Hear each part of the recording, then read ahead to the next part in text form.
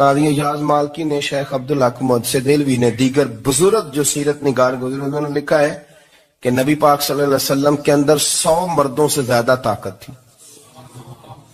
100 مردوں سے زیادہ طاقت. اب جو بات کہنے لگا ہوں، جو نتیجہ دینے لگا ہوں، اس پر خاص توجہ آپ فرمائیں گے.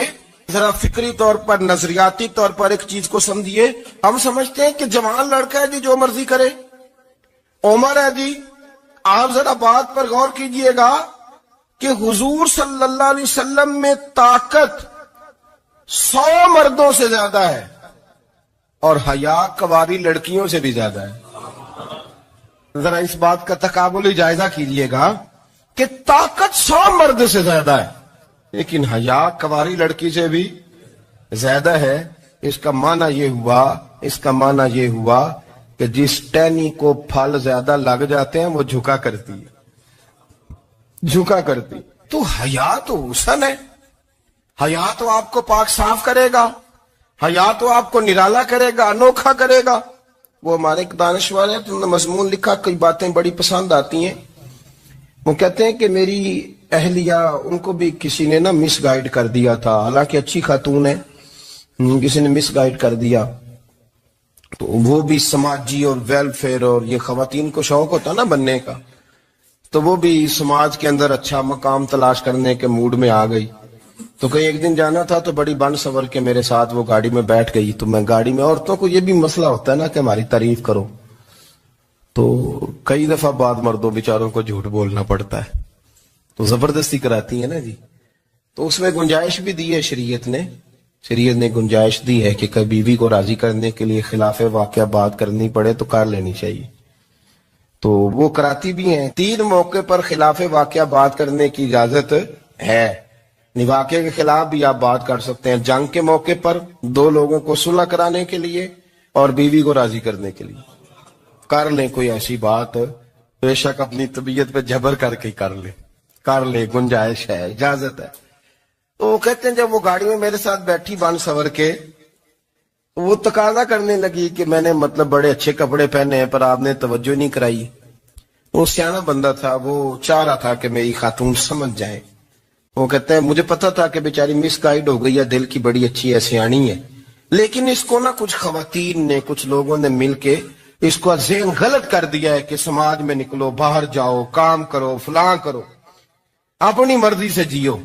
تو میرے ساتھ گاڑی میں بیٹھی کہیں جانے کے لیے، تو مجھ سے کہنے لگی کہ آپ نے میری طرف توجہ ہی نہیں کی، آپ نے کوئی ذکر ہی نہیں کیا کہ میں کیسی لگ رہی ہوں. تو وہ کہتے ہیں میں نے اسے کہا کہ اگر تو ناراض نہ ہو تو پھر میں صحیح والی تعریف کر دوں. تو اس نے کہا کہ آپ کر دیں. تو کہتے ہیں میں نے درد سے اور خلوص سے اپنی بیوی سے کہا، خلوص کے ساتھ. میں نے کہا میں تو روز گھر ہوتا ہوں، روز شام کو گھر ہوتا ہوں. اگر تو میرے لیے تیار ہوتی تو میں تیری تعریف کرتا، لیکن آج تو باہر جانے کے لیے تیار نہیں، تو پھر ان سے تعریف کی امید رکھ جن کے لیے تو نے تیاری کی ہے. میرے لیے تیاری کرتی تو میں تو ہر شام تیرے پاس ہوتا ہوں. کہتے ہو میرے لفظوں میں درد تھا تو وہ بھی رو پڑی. اور کہنے لگی آپ گاڑی روک دیں، مجھے باہر جا کے کسی کو راضی نہیں کرنا، میں نے اسے راضی کرنا ہے جس کو رب کریم نے میرا شوہر بنایا ہے اور میرے لیے منتخب کیا ہے میرے ماں باپ کو. میں واپس لوٹتی ہوں. یہ ایک پہلو ہے سلگتا ہوا، اس کو سمجھا جائے. رسول کریم صلی اللہ علیہ وسلم عرب کی کواری لڑکیوں سے زیادہ حیا والے تھے. کواری لڑکیوں سے زیادہ حضور حیا فرمایا کرتے تھے. جب خانہ کعبہ کی مکہ شریف میں تعمیر ہو رہی تھی نا، اہل عرب اس کو تعمیر کر رہے تھے، تو نبی پاک صلی اللہ علیہ وسلم اپنے چچا حضرت عباس کے ساتھ خانہ کعبہ کی تعریف میں مصروف تھے. تو عرب کے لوگ چونکہ لمبا کرتا پہنتے تھے پیروں تک، تو نیچے اگر کسی وقت کوئی چیز نہیں بھی ہوتی تھی تو کسی کو وہ نظر نہیں آتی تھی، چونکہ پردہ رہتا تھا، لمبا کرتا پہنا ہوا ہوتا تھا.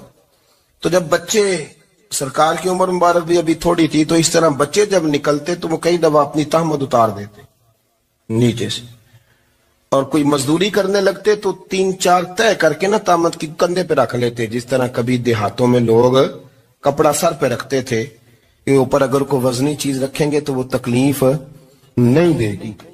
نبی پاک صلی اللہ علیہ وسلم بھی سب لوگوں کے ساتھ خانہ کعبہ کی تعمیر میں شامل تھے.